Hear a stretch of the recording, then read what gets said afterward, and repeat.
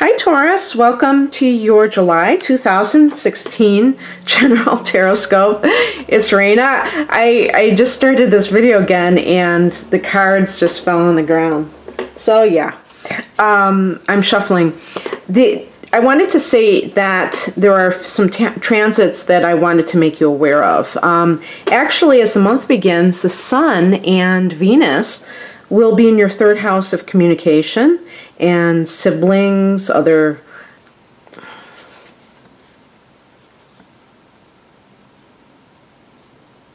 Hi Taurus, welcome to your July 2016 General Tarotscope. It's Raina here. I'm shuffling the cards, and as I do, I just want to make you aware of a few transits that are occurring in the month of July. So as the month begins, we have the Sun and Venus in Cancer, which is your third house of communications, along with the house of siblings, extended family members. So there could be more back and forth with them. Maybe you haven't gotten in touch with them and you will. There's actually going to be a new moon on the 4th of July in this sector as well. So yeah, that could be something that you are discussing for some reason. Now also, there is, the possibility of you meeting somebody online with Venus in the third house. The third house, is communication, but it does rule the internet. So that is our current way of, sending messages. So that's pretty cool.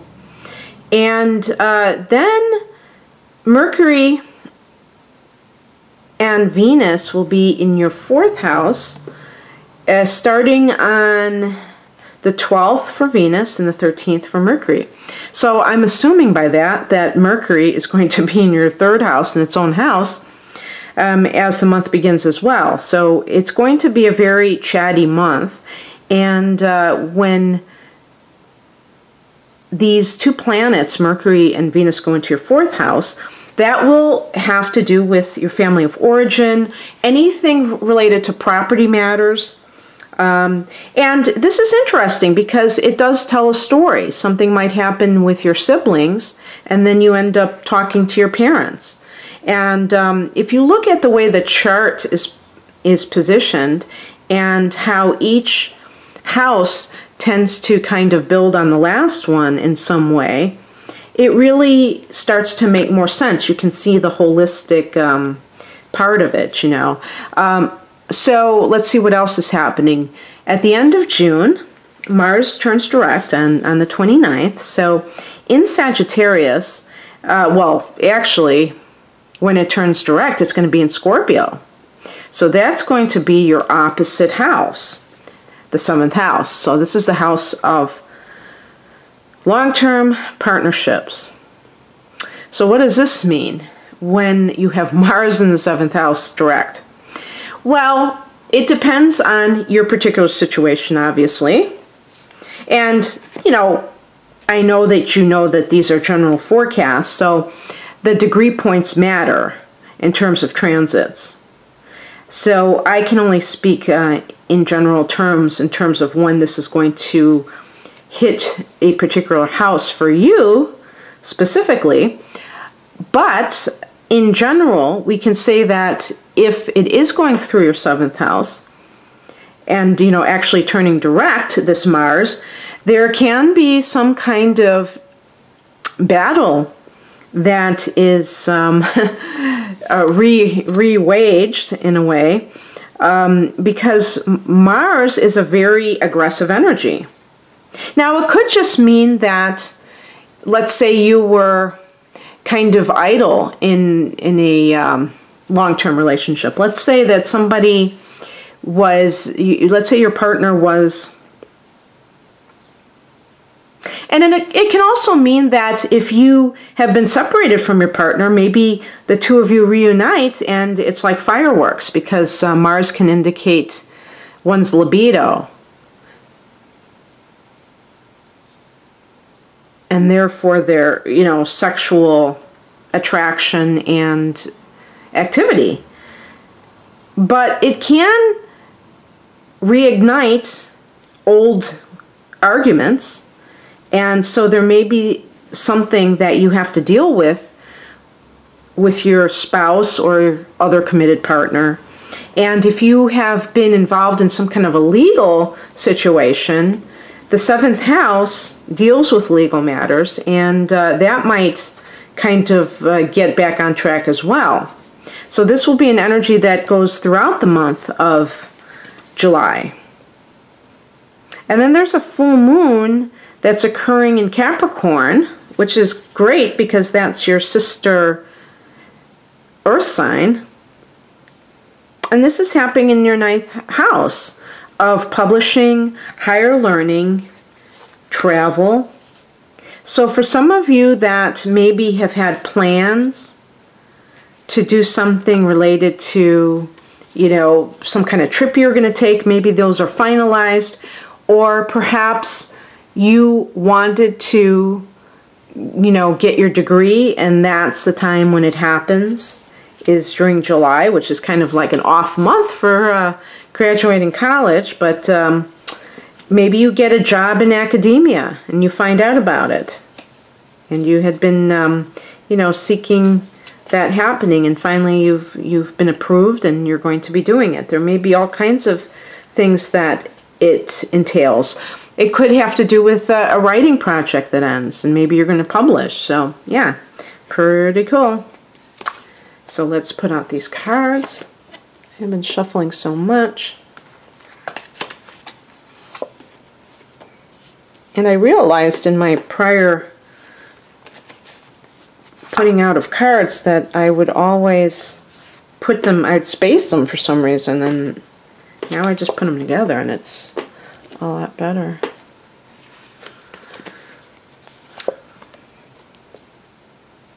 But you know, for the first few weeks of the month, Cancer is the sun sign, and this is a friendly angle to your sun sign. So I do feel like you're going to have a lot of good stuff happening, just from the astrological point of view. Everything turns into a love reading for me, it seems like. Okay, so the overall energy is the Page of Swords.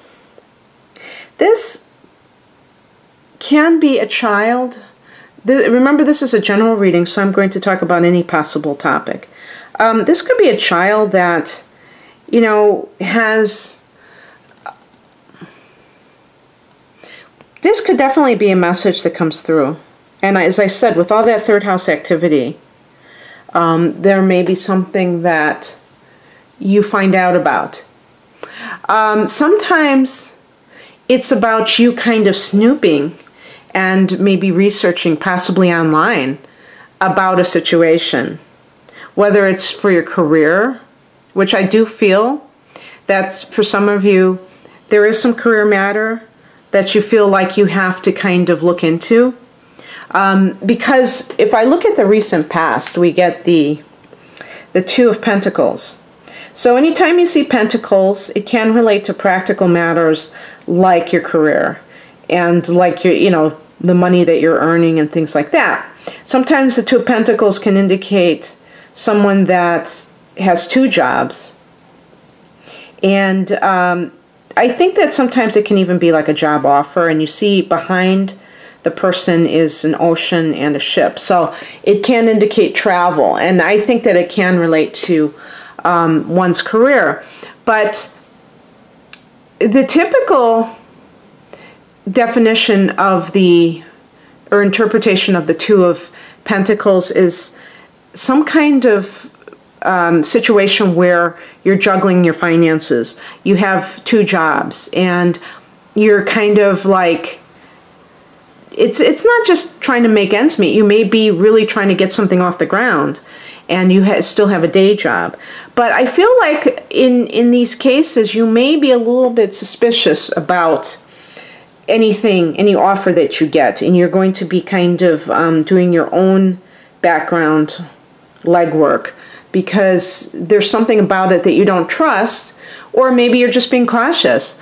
It could also be that you're juggling your finances, but maybe you're feeling like something is underfoot at work. Because I do get, for the higher perspective, the 10 of Swords.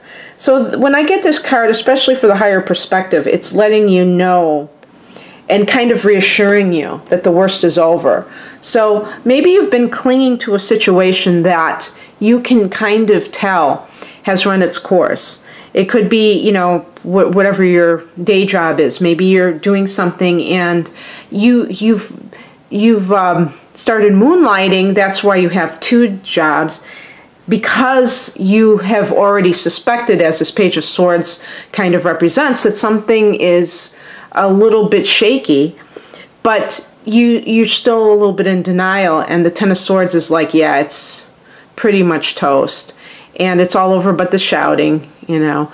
But, you know, the Ten of Swords, a lot of people go, oh, that's terrible, the Ten of Swords. No, the Ten of Swords is good. 10, the number 10, is like both an ending and a beginning, because it reduces to a 1. So you have this this 1 and this 0, which is like this unknown quantity. And really, when somebody gets a 10 of Swords, it means that maybe you were, you know, suffering already. Like the 9 of Swords, the card right before it is like about anxiety. And the 8 of Swords is that kind of oppressive feeling of being trapped, you know. But the 10 of Swords is like the suffering has gotten to the point where it's finally over with. And so there is a sense of relief when you get this, because you can finally let it go. As a Taurus, you have a hard time letting things go, even things that are not good for you. And so speaking of that, this could be a relationship situation. You may be juggling 2 people. And by the way, I just got a comment from somebody on another video where I was talking about the possibility of, you know, 2 people being involved, or, you know, like a lover's triangle. I never like advocate for that and say, oh, that's wonderful and you should just go for it and everything like that. I personally believe in integrity. But these things happen regardless of what I think. And I have to kind of, if I'm getting cards that might speak to that, I have to, you know, acknowledge it, right? But that doesn't mean that I'm saying, oh, this is a great thing to cheat on your spouse or anything like that. Obviously I don't believe that. But in any case, when you get 2s, there could be somebody making a choice. And so it could be a choice between 2 people. Pentacles could be earth signs. Taurus, Virgo, Capricorn, but, you know, maybe it's not 2, maybe you're one of the earth signs being a Taurus, and maybe somebody else is one of those signs, and then the other person is an air sign. Swords are air signs. Gemini, Libra, Aquarius. So the higher message would be that you have been betrayed. Maybe you're trying to cling to, you know, maybe you're the one that's being cheated on, and you know about it, but you're willing to, you know, stay with the person. And the higher message is, no, this is a betrayal, and you have to take it seriously, and you have to, you know, acknowledge that it's a betrayal. So, for what that's worth, what is kind of like a hidden influence? It could be crossing you, but I think sometimes these cards are just like something you're not consciously aware of, is a star card. So it can be that you're so focused on material things, whether it's a job that you're trying to save, or whether it's a relationship that you're trying to save, that you're not realizing that there is a spiritual dimension that you can really find comfort in. And the star card is also about having faith in the unknown. So if you're trying to control your physical reality with whatever method, you know, you feel is the way to go, this card is kind of saying, you know, sometimes you have to just trust that everything is unfolding in divine time and not try to impose your will on the universe. And then we have a card which is a overt influence. And this is the Seven of Pentacles. And this is something I think that you can grasp very well, which is the importance in the art of patience, of really sticking around to seeing if things will, pan out. The thing about this is that if you, for instance, if you are starting up like your own business, let's say, and you know how starting your own business is, you might not just, make a gazillion dollars right out of the gate. So sometimes people, when they're so hating, I hate to use the word hate, but, again, just not resonating with their job anymore, they start their own thing, but it's not, showing signs of just being able to support them right away. And so they get very discouraged and they think, you know what, screw this. I'm going to have to just bite the bullet and get another well-paying job that I may not really be into. And don't give up on your dreams. If you have something that you've started, even if it hasn't shown initial signs of just like major growth, it is growing. It may be growing very, very incrementally, but you have to give it time. And I feel like a lot of you have that ability. It's just that you may be in this, right now you may be feeling in this desperate strait. It's just that right now you may be feeling this pressure to just leave the situation because it may be, causing you paranoia. You might be so on guard that you're like starting to read into things that aren't even there, but you know that there's something going on. The advice is the Ten of Wands. This is a card of somebody who is really working hard and is carrying a big load.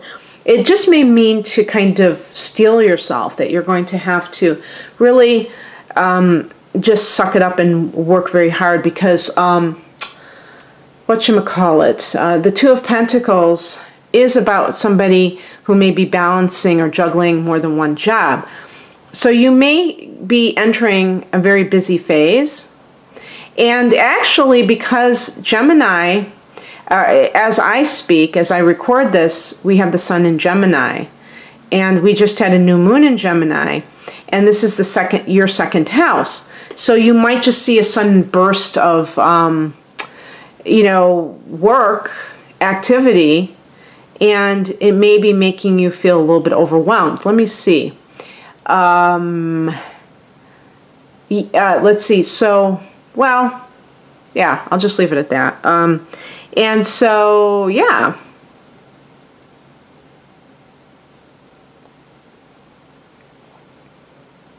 And the outcome is the Lover's card. Now, getting back to somebody who's dealing with a romantic situation, the Ten of Wands will be asking you, I think it's more of a thing to look at. Who is, taking the lion's share responsibility in the relationship? If you are, waiting for somebody to choose between you and another person, then you are automatically putting them in control of the relationship. And you're taking the burden of actually committing to the relationship more than they are.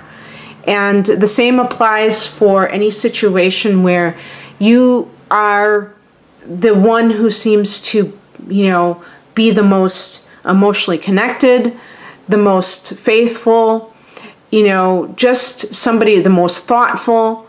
And if you find yourself in that position, Taurus, you're going to have to decide whether or not you want to be that person, because this is somebody who is struggling.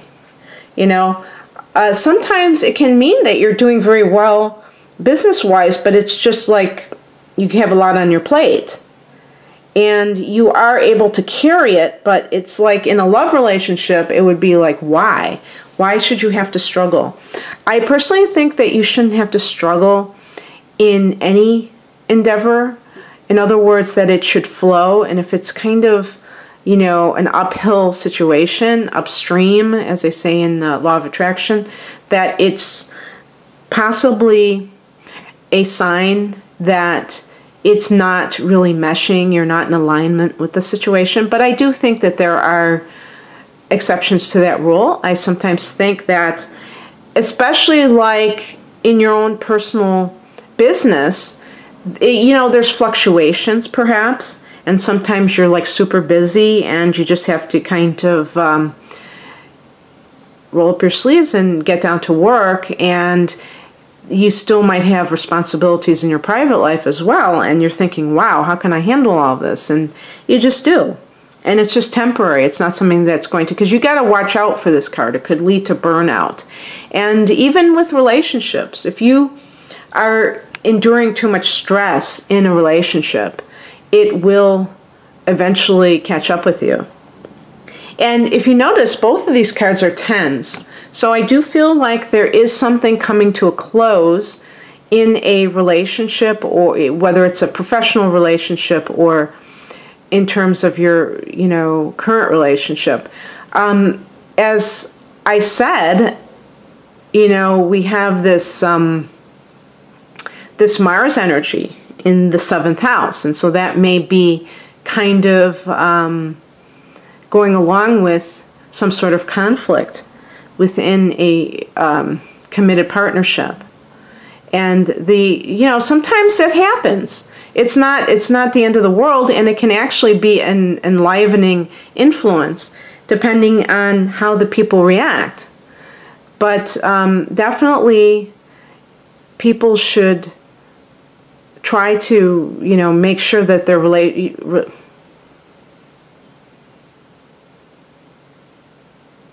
I think the main thing is not to freak out and think that everything is doomed because you do have conflicts.